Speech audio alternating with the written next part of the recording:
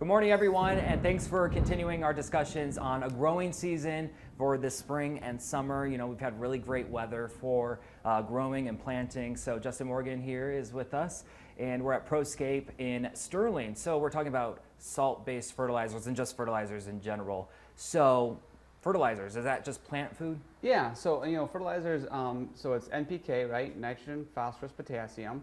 And then that's the three numbers on the front of the bag typically. So most people recognize this triple 19 or urea, which is a 4600. We come at it from a little different angle from Morgan Composting. What we do is we put a different organic blends together and then more sustainable blends. So a fertilizer for, it doesn't matter if you're feeding your lawn, it doesn't matter if you're feeding your garden, your food plot, whatever. It's still, we're talking about balancing the nutrient and feeding that crop whatever we choose to feed. So what we do at Morgan Composting is we design the different fertilizers for the different plants that we're growing, right? Because of course a healthy garden is going to be different than our safe green lawn. And what I have here today, most of our soils, especially here in Sterling, we got super sandy soils. ProScape understands this. This is why we picked them to be one of our teammates and our partners, really good friends of ours, to help promote and push this. The salt-based fertilizers, they'll dilute in water. So what I did here is I put urea, 3 capfuls of urea in here, and you can see that's just a clean bottle now because it's all dissolved. It's salt and water, so it dilutes it. And then in this bottle, I put our 765. So our healthy garden. Same concept through all of our fertilizers. I put 3 capfuls in here, and you can see this is brown water. It's got that thick layer of organic matter on there. And most soil samples that we look at thousands of soil samples throughout Michigan, and you get into sandy soils, typically low organic matter.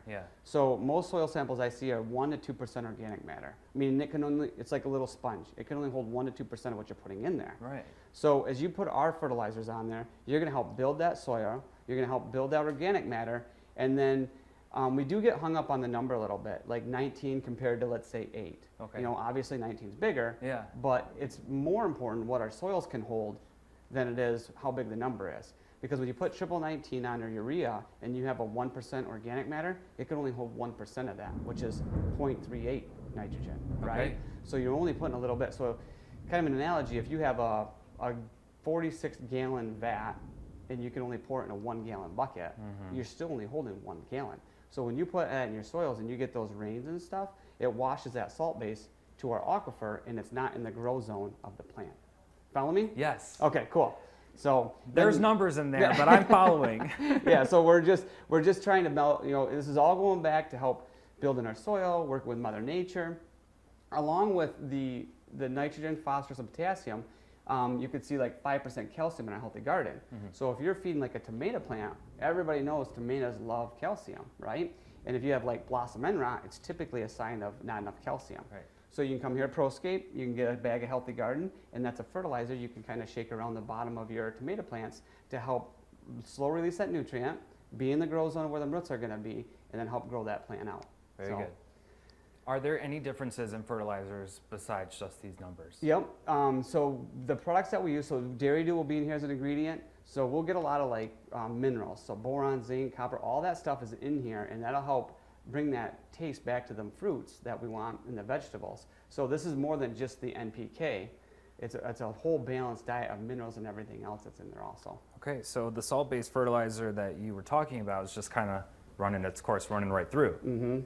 All right. And I think people have struggled with that in the past. They use like a salt-based fertilizer. They see maybe in 10 days it pops and it does really well, but then they get a rain or their irrigation hits it, and it seems like it just dies back off and they have to put more on. The reason is because it's salt and it's washing down. So financially, it's expensive. And then the second thing is that's rushing into our aquifer. That's just a concern for us in the future, right? For our grandkids and stuff. So this is more in zone, helping grow and helping build that in the future. I love it, thinking ahead. So, you have an array of fertilizers here. Do they contain salt? Yep, so these aren't salt-based fertilizers. These are more like organic-based fertilizers. So the one that's really popular right now is the Safe Green Lawn, with everybody's kicking off the spring, and it's a 1004. Again, that middle number is phosphorus, So we have to be careful on lawns that we don't, mess up the algae and stuff. Yeah. So that's a 1004, and that's a slow release for your lawn, so it can help keep building and feeding that lawn as it goes. Right. And then moving forward, then we have the healthy garden, the food plot if you're into food plots. Okay. And then you got just the generic, the run-of-the-mill, the all-purpose. All-purpose. Yep. And this is for any type of growing planting. Yeah. Yep. So it doesn't matter if you're doing lawns or your garden or trees or anything. They all need food. So just go on the recommended rate on that. And so you can put it out there, and it spreads easily through a spreader. And we put humates in there from North Dakota, so it helps build carbon.